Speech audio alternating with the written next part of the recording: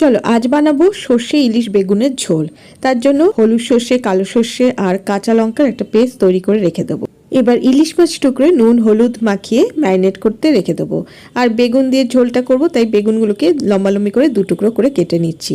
বেগুনেও নুন হলুদ মাখিয়ে নেবো। এবার কড়াইতে পরিমাণ মতন তেল গরম করে এবার বেগুনের টুকরোগুলোকে হালকা লাল লাল করে ভেজে নেবো। বেগুনগুলো ভেজে তুলে রেখে দেবে। এবার ওই তেলের মধ্যে কালো জিরে আর কাঁচা লঙ্কা ফোড়নে দিয়ে দেবো। ফোড়নটা একটু ভাজা ভাজা হয়ে গেলে এবারে সর্ষের যে পেস্টটা তৈরি করেছিলাম সেটা জলে গুলে দিয়ে এবার হলুদ গুঁড়ো, কাশ্মীরি লাল লঙ্কা গুঁড়ো আর পরিমাণ মতো নুন দিয়ে জল দিয়ে দিলাম। এবার একটু ফুটে গেলেই মাছের টুকরোগুলোকে দিয়ে দেবো। মাছটাও একটু ওলট পালট করে ফুটিয়ে নেবো 5 মিনিট। তারপরে ভাজা বেগুনগুলো দিয়ে দেবো। আরও 5 মিনিট ফুটিয়ে নিয়ে এবারে কাঁচা লঙ্কা চিড়ে দিয়ে দিলাম আর ওপর থেকে কাঁচা সর্ষের তেল দিয়ে দিলাম। ব্যাস তৈরি হয়ে গেল সর্ষে বেগুন ইলিশের ঝোল। এইবার গরম গরম ভাতের সাথে একদম জমে যাবে। রেসিপিটা ভালো লাগলে আমার চ্যানেলটাকে সাবস্ক্রাইব করে দিও।